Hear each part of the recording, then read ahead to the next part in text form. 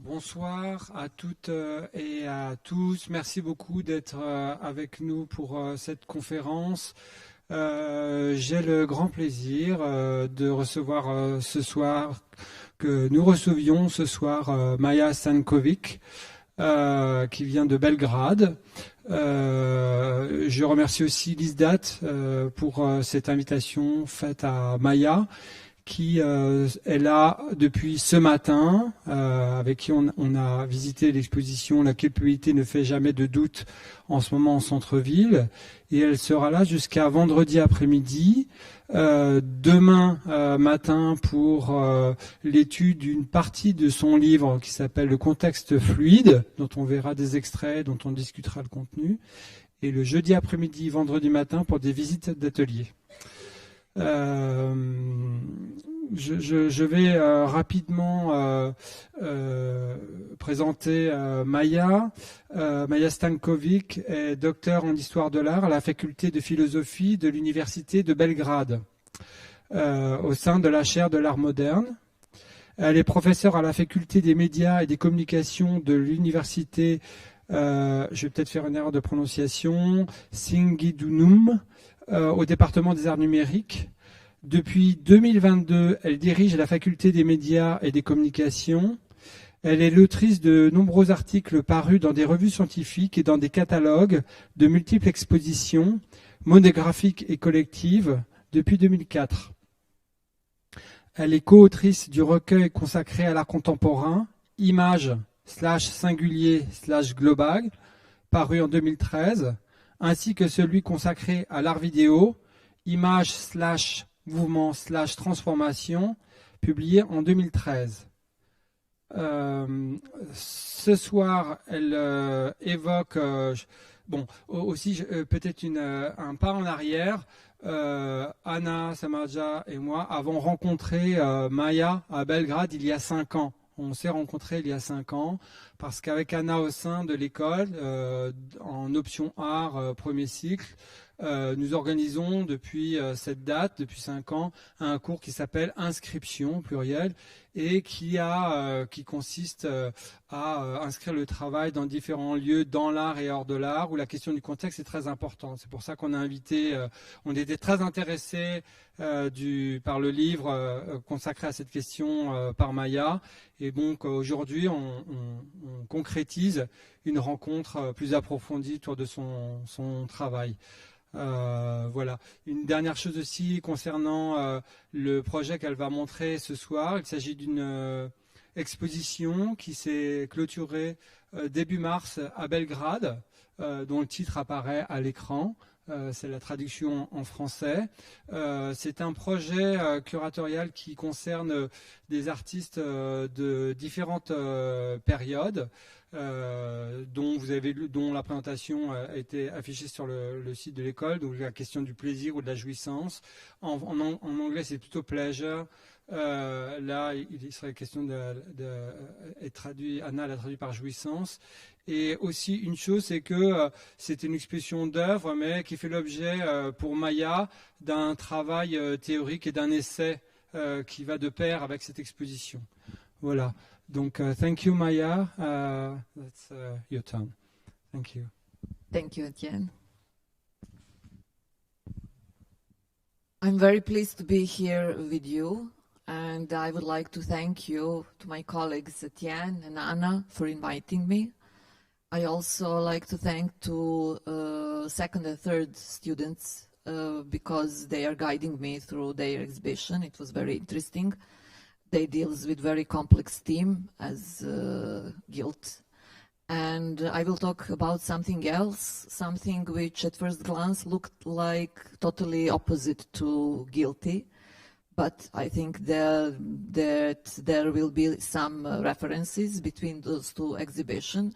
So now I will talk about enjoyment, and it is directly related to my exhibition, which was titled From to Enjoyment, and it was held in Belgrade during February. And it deals with one, let's say, with one issue which is very let's say, slippery, which is very, in some way, ordinary, because we all want to enjoy, we all want to talk about enjoyments. It is in some way taken for granted, but at the same time, it is also provocative. So, on the other hand, enjoyment is, let's say, a rather unpopular theme today. Why is enjoyment unpopular? We have a lot of reasons, because let's say we are living in this world full of extreme instability. So we are living in something which is called permanent crisis. And it's not just saying, it is some theoretical notion, let's say. And when we say permanent crisis, we can talk about, let's say, current social crisis caused by extreme inequality. Then we have ecological crisis caused by intensified process of pollution. We have been, until recently, in the pandemic crisis, as you recall. We can talk about some, let's say, immigrant crisis. And also we could talk about political crisis that slowly, and we could say intentionally, introduce us to the Third World War. And there is some interesting process we are living, which normalize, let's say, the nuclear bomb, in the sense that we are no longer talking about nuclear catastrophe, but we are talking about some legitimate weapon to accomplish some, let's say, political issues. And we could also talk about cultural crisis, because we could say that culture is some kind of collateral in all of these other crises, and it is in some way irrelevant in relation to all the just mentioned. So we could say that issue of enjoyment is something completely unpopular, something which is put aside. It is even rude in some way to talk about enjoyments when we have all those crises we are living in. Or we could say it is even politically incorrect to raise questions about our enjoyments. But we will do that. I must admit that I have a very difficult phase when I was decided if I will take this issue of enjoyment. And I started to think about enjoyment as a concept in 2020. That was that first pandemic year.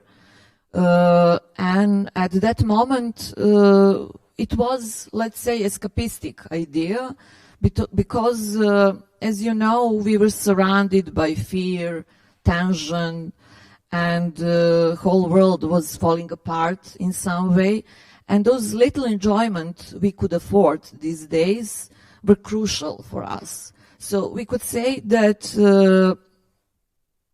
enjoyments were in some way escapistic, but very fast they became, let's say, fundamental for our surviving and all that madness which we're surrounded by. So we could say that enjoyment is completely beyond all those dominant narratives which are imposed to us every day, contrary to pressure, tension, fear to which we are exposed. And we could make references between a culture of fear. Culture of fear is also one notion, and cancel culture is something related to culture of fear. So this is exactly what makes the question of enjoyment subversive, and that is my starting point. And where we have subversion, we also have something creative, because we are searching for something different from the dominant one, and we will see what is that. So I deal with some keywords, let's say, and first one, which was very important for me, is ecology. So you can ask, why ecology? Where is this link between enjoyment and ecology?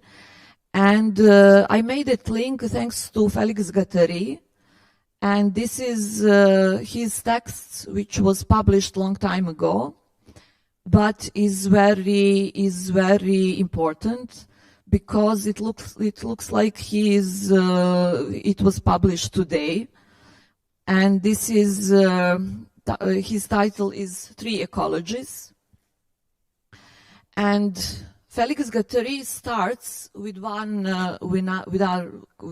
conclusion.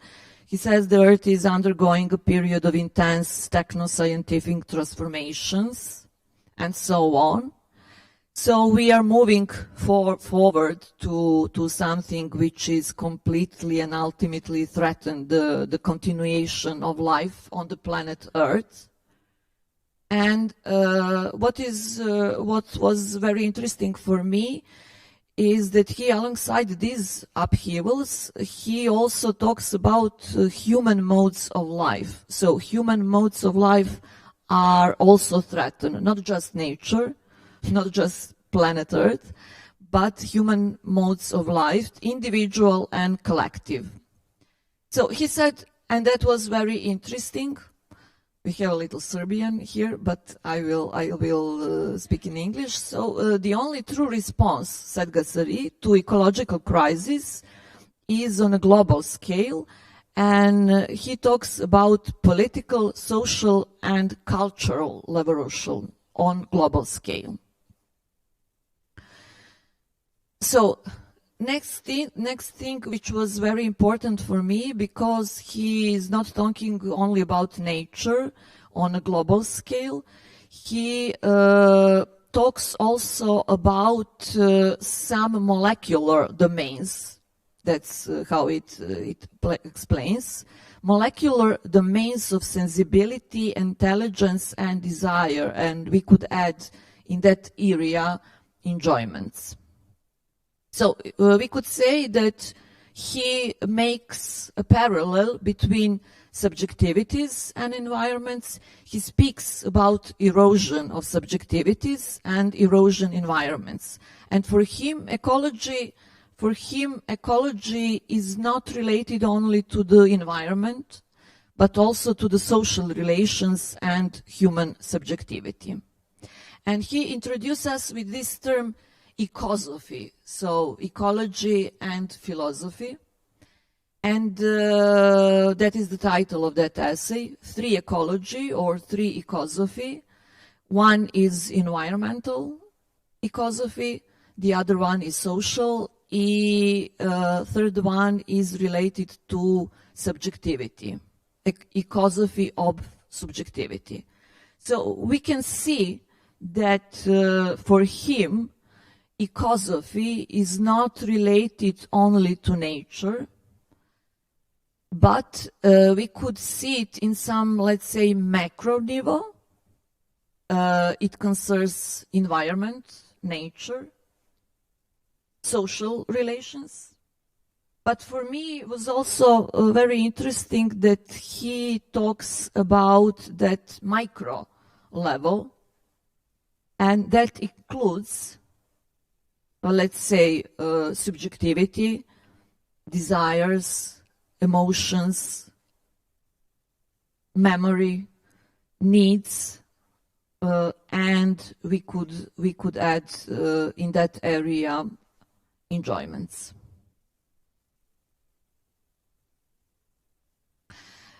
During my exhibition appeared one text which is very interesting. I recommend it. Franco Berardi was the author of that text. It is published in eFlux. You're probably familiar with that journal. And it is very interesting because he introduced us with three notions. He talks about de-erotization of the world, or desexualization of the world. And that is something I could add, de-erotization of enjoyments and desexualization of enjoyments, because he talks how sexuality isn't related with bodies anymore. And that is something completely new related to our digital neoliberal world in which we are living in. So it's very interesting text. I recommend it to you.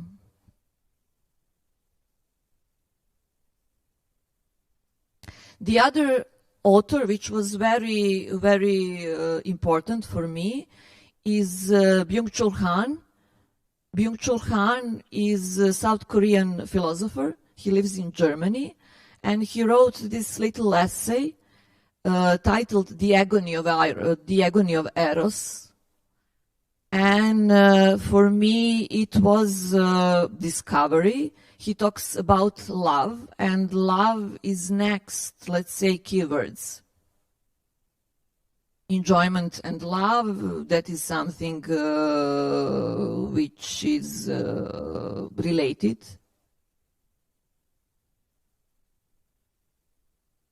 And Alan Badiou wrote forward for this essay. It is interesting too.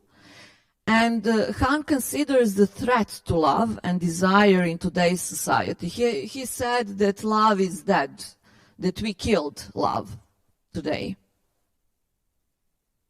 So what killed love? And the answer is very complex. But he said that for us, love is domesticated, and love is something which is now related to economy. So we put others in that position as they are products, as they are object of our interest. So what kills love? Love is killed because it is domesticated into consumerist formula. We consume love without risk, without audacity, without access, without madness. And love is today commodity. We could say that love is commodity. Some kind of product that is offered to us. So we are consuming love from safe distance, without obligations, without risk and everything, which is unpleasant for us. So we could say that neoliberal logic has captured everything, even that most intimate part of ourselves, which is related to love, to emotions, and so on. So now we can talk about economy of enjoyment. Now we can talk about economy of attentions. That is something new. Until recently, it would be some kind of oxymoron, but today we are living that our attention is something which is related to economy.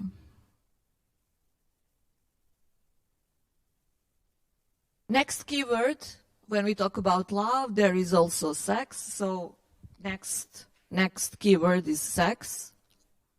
We could say that reducing to consumption is especially related to sex.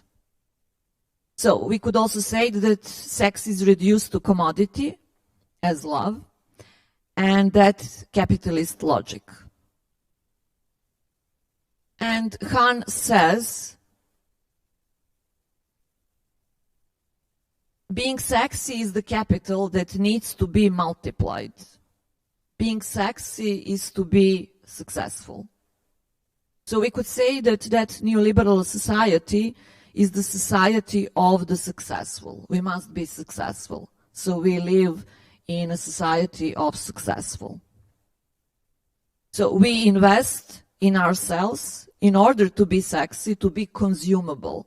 So from that we could conclude that we are also treat ourselves as some kind of commodity, an object, material one.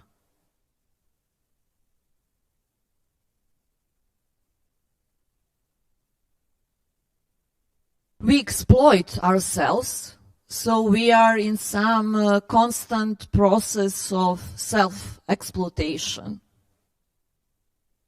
And from that reason, Kant introduced one more term besides society of successful, and that is society of tiredness, because we are tired of all those game and self-exploitation we are in. And the title of his book is Burnout Society.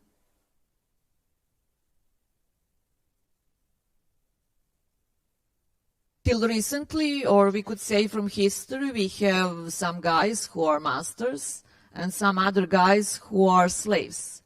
But now we have a totally different situation. We could say that master and slave is one. We are master and we are slave. So we could say that we have a class struggle, but that class struggle has transformed into an inner struggle against oneself. That is something new. That is something which is related to our neoliberal society. And we could also make this reference with Agamben, with this Latin term, zoe, you probably heard. So we are living, our living is surviving, let's say.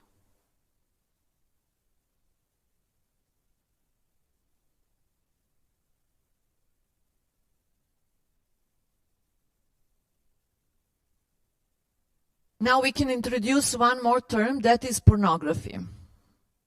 When we talk about consumption, when we talk about sex, we must mention pornography. Pornography is not something new.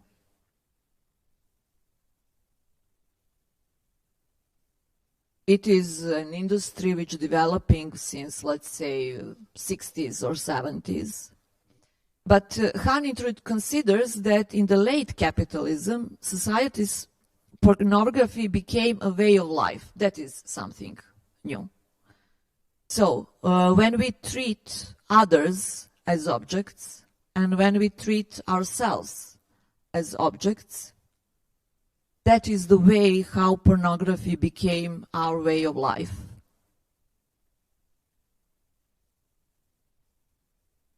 And he introduced us with this notion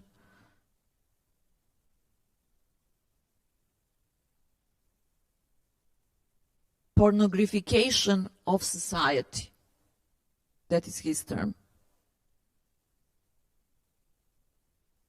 So traditionally, obscenity is related to pornography, and that is something a lot of philosophers wrote. But now we are talking about obscenity of living. So what is obscenity in neoliberal society? That permanent production of crises, conflicts, wars, fear, fascism, racism, all of this is in the function of neoliberal capital. And in order to reduce life to bare life, and thus keep it under the control of profit. So that is pornographication of society.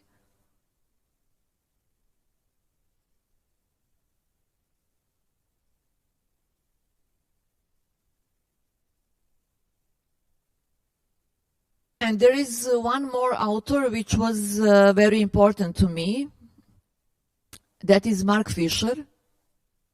Mark Fisher is theoretician, was theoretician, he died recently. And he was a blogger, that is interesting. And he introduced us with this notion, capitalist realism. So our neoliberal world, the world of successful, burnout society, we could add that is all related to capitalist realism.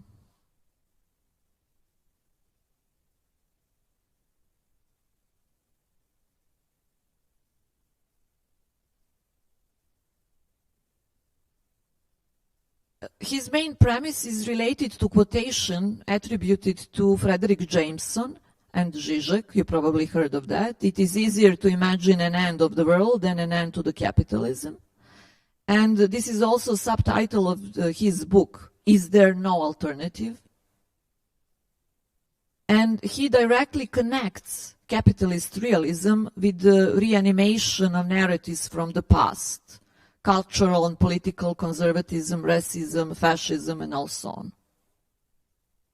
All of these things which we are very familiar with and which until recently seem to be historical phenomena, belonging to some distant past, but we could see that they are very much alive these days. And another term I would like to introduce is depression. So we have a notion which is totally opposite to enjoyment. What is this relationship between enjoyment and depression? Mark Fisher talks about mental health plague in present time. We all heard that depression has a tendency to become a #1 disease. But for him, it is also a main argument which shows that capitalism, despite being dominant and having no alternative, is fundamentally dysfunctional and self-destructive. And the plague of mental health is the price we pay for the illusion we live in believing that capitalism is our best option. And he introduced us with one more notion, and that is depression is socially generated disease. So depression is not just our personal problem. Yes, it is, of course. But his thesis is that it is socially generated disease related to our neoliberal reality.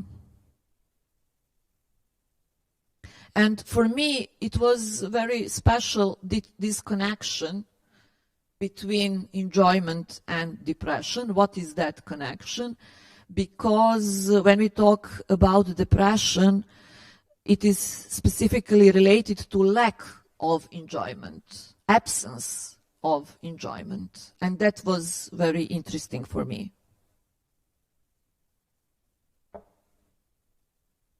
So we could say that depression is what stops us, what bottles us up. And it is the opposite of eros. On the other hand, eros is what moves us towards another, let's say, body, being, or something different, something new. So we can introduce another keyword, and that is eros. And when we spoke about Eros, it's a Greek god from ancient times. It's very interesting. It was the oldest god, primordial, let's say.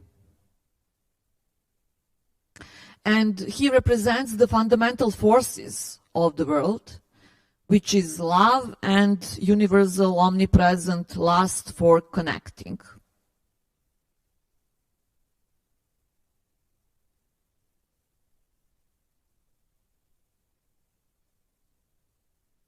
And Plato, in his Symposium, explains Eros in this way. He says that Eros is something between beautiful and ugly, something between knowledge and ignorance, something between wisdom and ignorance, something between mortal and immortal, something between God and mortal creature. And from that, we could conclude that Eros is not a feature, that Eros is not a state, that eros is not characteristic.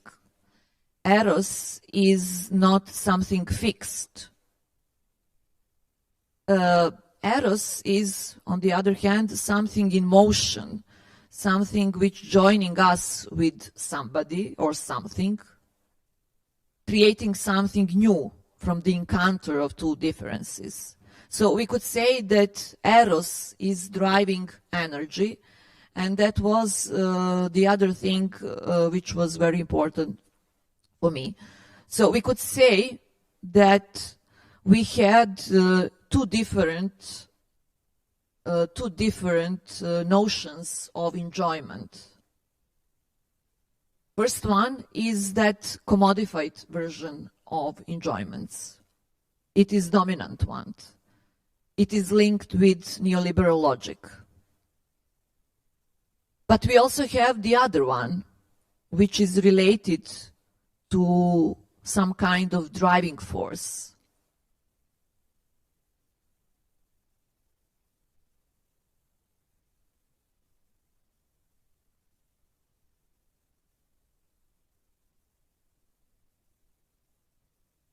This first one, we could say that this is something which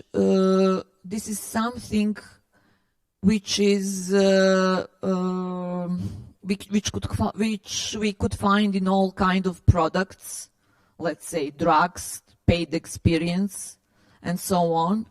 So we could say that that kind of commodified enjoyment is measured by success, how much we can afford to enjoy, and parameters of that enjoyment is very much cliched. So today, when our needs are the subjects of algorithmic functions and generated desires, the question arises whether our enjoyment is really ours, or is it a product of those same algorithms that are in the function of exploitative policies and the capitalist machine. So we could say that commodified enjoyment is found in repetition, in something which we recognize, something which are we familiar with, in circulation of the same. But on the other hand, we have that enjoyment as craving for something new, something different. And pleasure comes from discovering that difference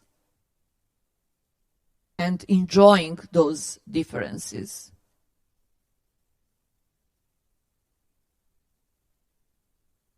There is also one theoretician which was very important for me, and that is Catherine Malabou, and her book which is related to pleasure, erased pleasure. And she makes links between, let's say, Foucault and some power relations, which is related to sexuality.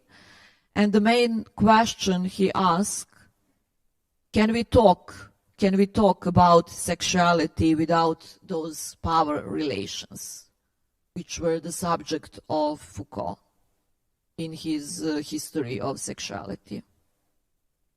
And she introduced us with this notion of plurality of pleasures, which was very important for me.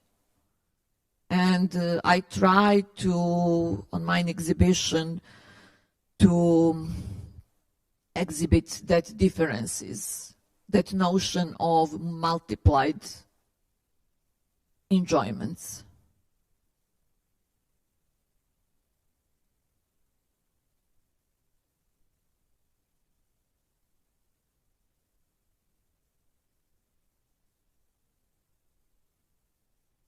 So we started with that subversive and creative potential of enjoyment.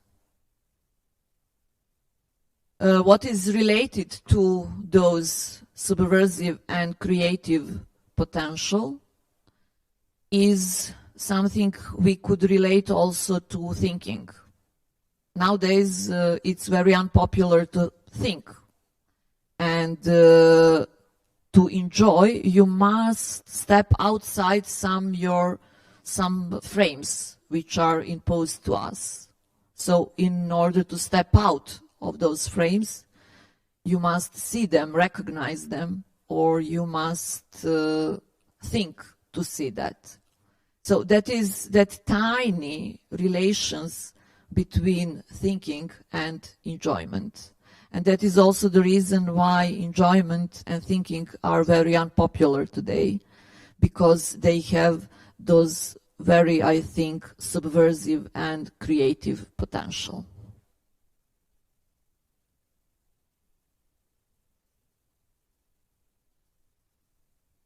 Okay, those were that keywords which were very important to me. And now we can see some works from exhibition related to the issue of enjoyment. This is first one, titled Nodes of Enjoyment by Jovan Čekić. And it was produced specially for this exhibition. It is some kind of photo installation, some kind of triptych. And triptych, you probably know, it's something which is related to, let's say, hierarchy, because you have something in center that is something which is most important, and on the left and right side, something which is of less, let's say, importance. But this is not the case here. We have, let's say, a network of some everyday enjoyments represented to everyday objects, as you can see here. And that network is also related to some, let's say, information network, media network, because we are all surrounded by that kind of networks. So we could say that our enjoyment is related to information. That is something which distances us from enjoyments. And that was very interesting for me in this work. Part of this work is small lasers. Lasers, you know what lasers is? Okay. Yes, the light. And they were part of that photo installation. And we have a very awkward situation because when you stand in front of the artwork, you don't know, but you are target of something. As we function all today, we are targeted by some, let's say, info network, media network, political network, and all those other networks. And that awkward situation, unpleasant, let's say, because you don't know that you are the target, is something which is part of this work. And the other work, this one, this is video. Maybe we could see it. It's animation. The Thing That Enjoys, by Zorica Čolić. And this animation is made from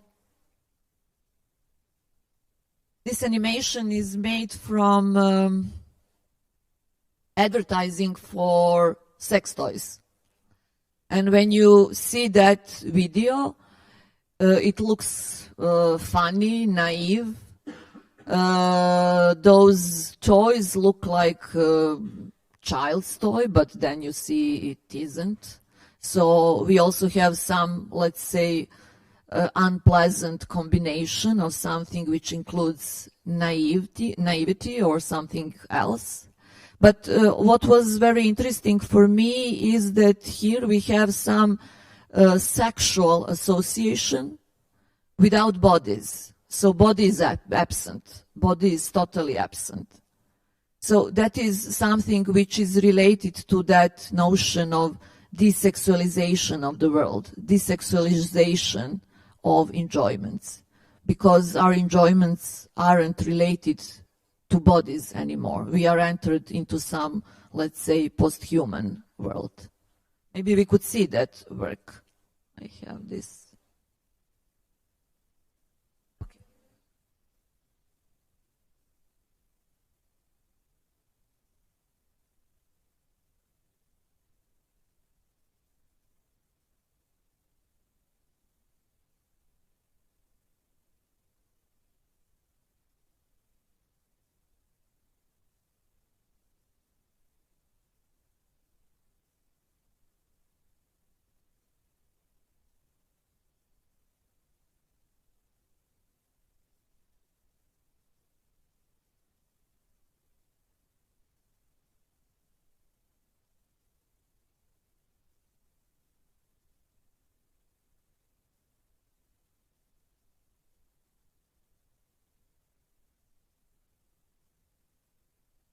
There is a sound, but we don't have sound.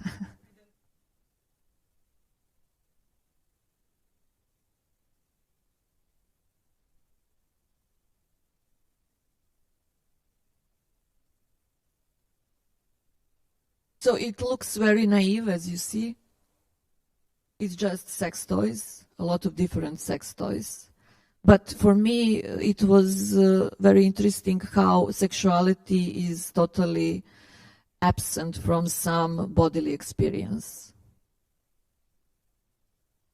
So we could say that here sexuality is related to information, is equated with information. Sexuality is information we have about sexuality, let's say, in that way.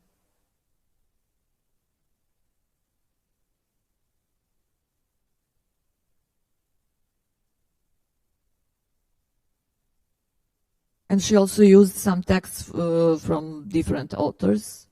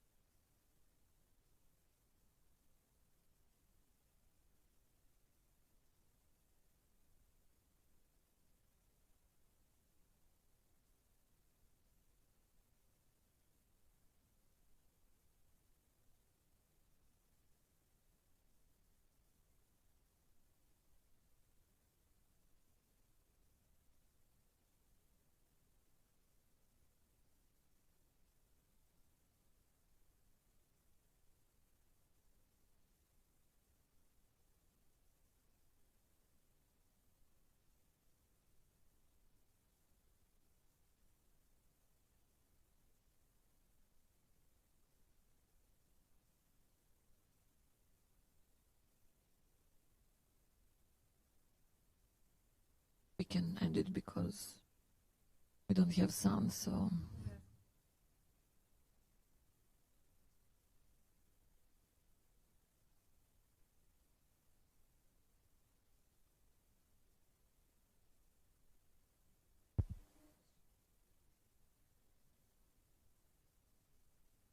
it's all those sounds related to licking, for example, and those bodily expressions. And on exhibition, there was this kind of situation. You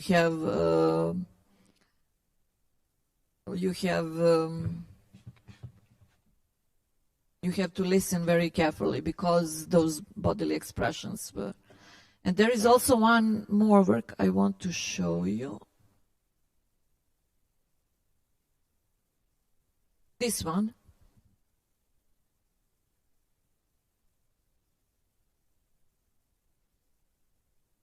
Examples of analytical sculpture, and this work was very important for me because it is from, as you can see, 1978.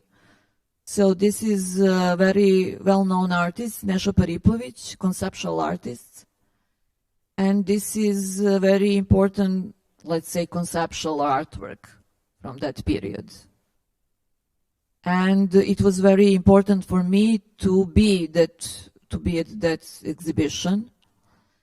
And he also treat, let's say, enjoyment, but for me was interesting that link because, as we've seen, that work, animation, there is no body, but this work, which was produced 50 years ago, we can see that in the middle of each photograph is a touch, encounter between two bodies.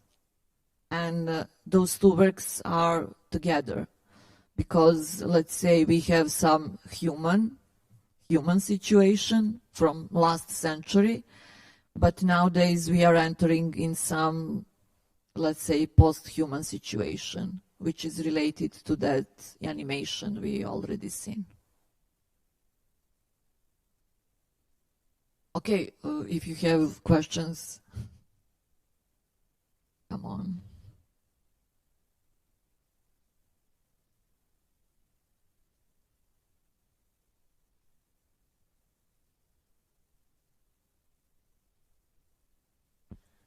Thank you for your presentation. I had a question. You're saying that desexualization is a bad thing. I didn't really understand, like, is that not an improvement for people like to have enjoyment alone? Or is that like something that we're losing the partnership with maybe our partner? Is that something bad, or is that not something that is involving?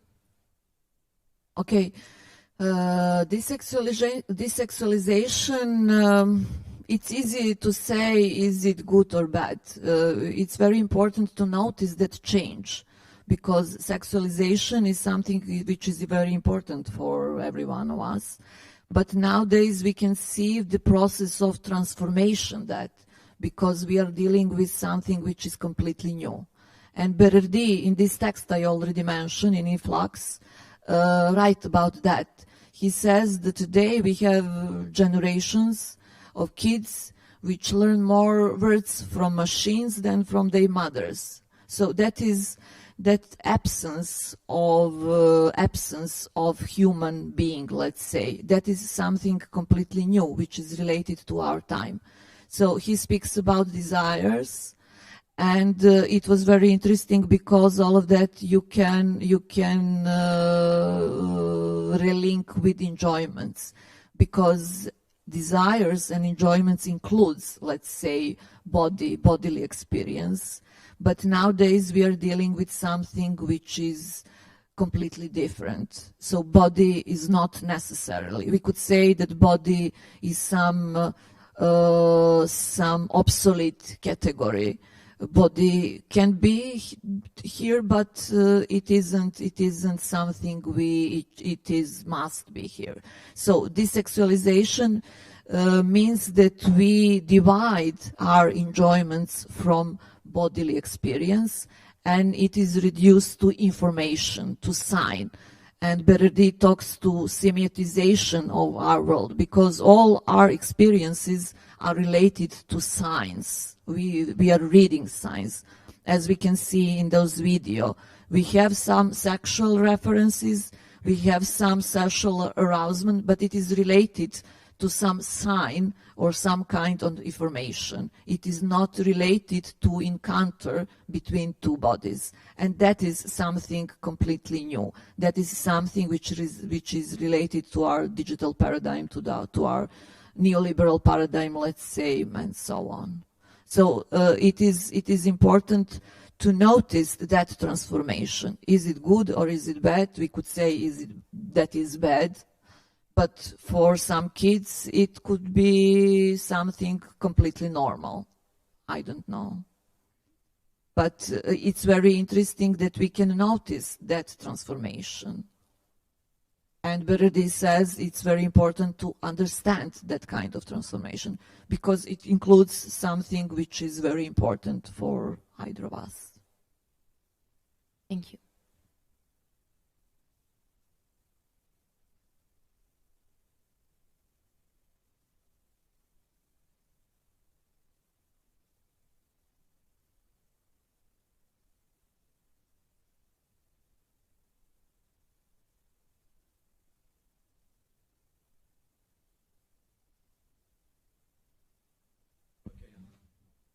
I'm not sure if I actually have a real question, but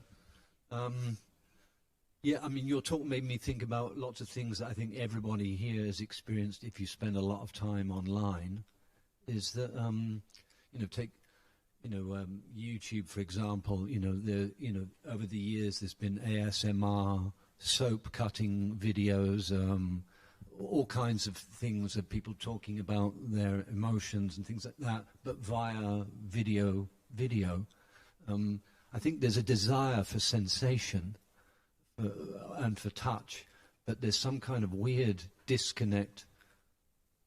I don't know if it's, I think obviously capitalism is part of it, but the internet has kind of placed this sort of prophylactic, let's say, or at least has renegotiated the terms, of how one seeks pleasure, and the idea of it being algorithmically decided in advance is even more scary than anything else. Yes, yes. But I'm still an optimist, and because I take a kind of Marshall McLuhan view over technology in the sense that, yes, these things are imagined and created and invented in a certain way, but people bring their own ways of operating and maybe misusing these types of technologies, perhaps in a way that were not envisioned, and somewhere in that, perhaps this is your subversion, is perhaps a moment of hope, perhaps. I don't know, but that isn't really a question, that's an observation. I'm sorry. Okay, thank you. Okay. There is some term, pharmacon. Pharmacon is medication, and as we all know, medication is something which could be good or bad. Yes, it could be poison, and it could be a medication for us. And Stigler, one theoretician, he said that digital technologies is pharmacon. So it could be useful, it could be good for us, but it also could be something which is poison for us. So we have to find those good things. We can't say we don't need technology, we all go to woods and live without technology. That's a utopian idea, which is not, I think, relevant these days. But we have to reveal those components which technology can bring us to be good for us. But nowadays we can see that some, let's say, some components which are not so good, but we have to be aware of that to change it. So for that reason, it's important to talk about, let's say, desires, enjoyments, emotions, and so on, how they change that transformation of functioning. I don't know if I was...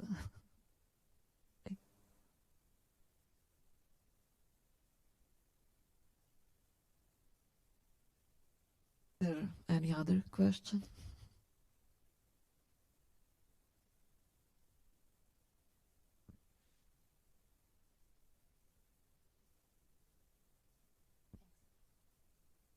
You're saying also that you have to step outside the frames, and for that you must recognize them, and then for that you have to think.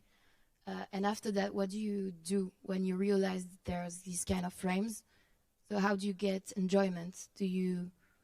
Because you never end to think, so can you say it's a hard question. The idea is that you have enjoyment from knowing something. When you're familiar with something, it is cliché. And when you deal with something which is completely new, then you have that subversive and at the same time creative moment. And it's important to notice that frame, because frame is something which is imposed on you, and when you notice that, you know how to deal with that. When you don't notice, you don't even that exist. So idea is to notice that, and to be able to notice something, you have to think. And all those kind of contents, online, offline, is like you don't have to think, just enjoy. Take our product and enjoy. You don't have to think. So you have to be in some way subversive through yourself to make that situation to move from some inertia, because inertia, I don't know if we understand inertia, some state when you, let's say, dull and you're bored to do something. So you have to think, and you have to be out of that state of mind to see something, to see some links which you don't usually see.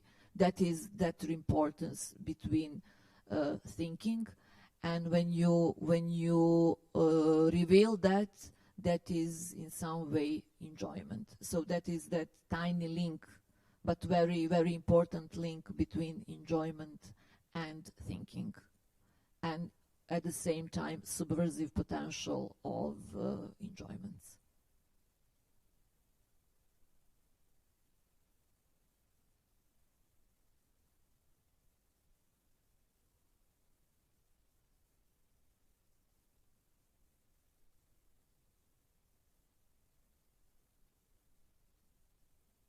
I must apologize for my English, but I hope we will understand. Okay.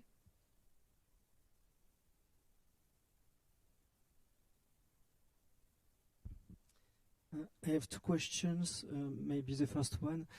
Is there necessarily subversion when there is creation, and creation when there is subversion, or not necessarily in your way of see it? Yes, there is that, because when you want to be creative, you must subvert something. Then creation is related to subversion. I think they are related very closely. And the second one is about the exhibition and the articulation between the theoretical work and the curatorial work. You talk of some keywords. You talk about are these keywords explicit in the exhibition? And maybe it's an abstract question, but how do you link the artworks, the curatorial work, and the philosophical work in the practice, I mean? Those keywords are from my text, an essay, which is in catalog for this exhibition. and they are not necessarily present at the exhibition. That was my story about enjoyment. That was my view on issue of enjoyment.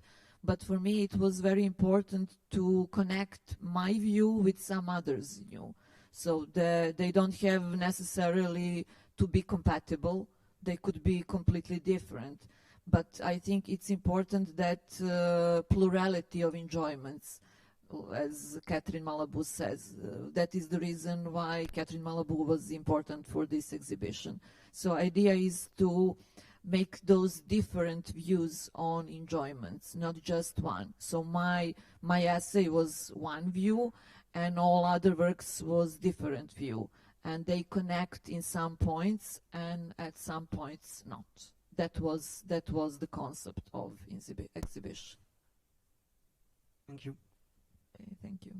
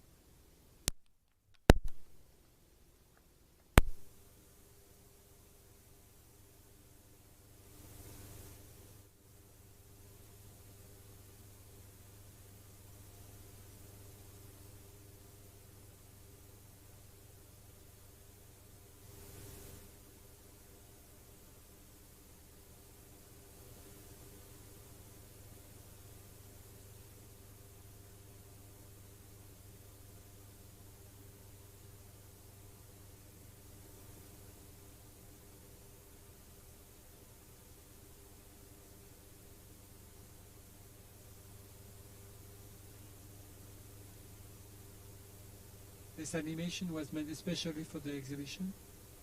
Yes, yes. I saw that on her Facebook page, some fragments of that animation, but for exhibition he made it completely new. You said you had the idea of enjoyment during the pandemic and period, but during you said why? Because enjoyment was very necessary in that moment of big crisis. At the same way, during the pandemic, there was no more exhibition, art exhibition. So no, you could. How did you think of work of arts at that moment? At that moment, it was completely crazy idea to talk about exhibition and enjoyments, and all those things which are living was completely something else. We all familiar with that.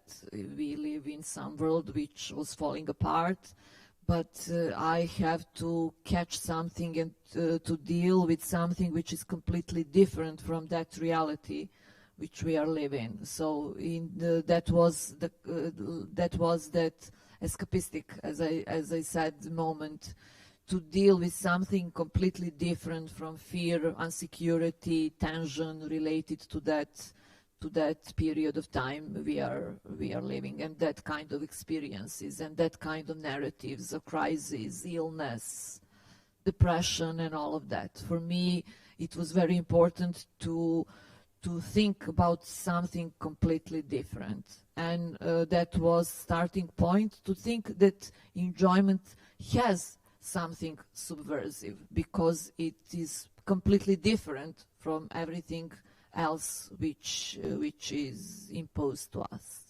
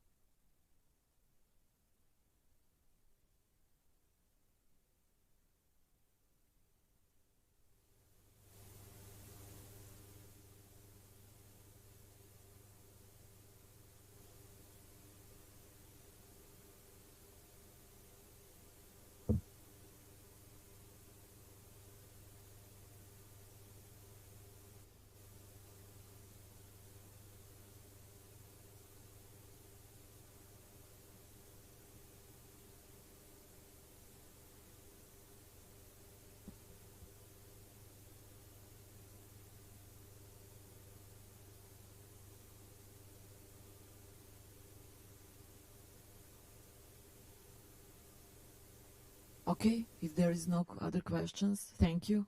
Thank you very much.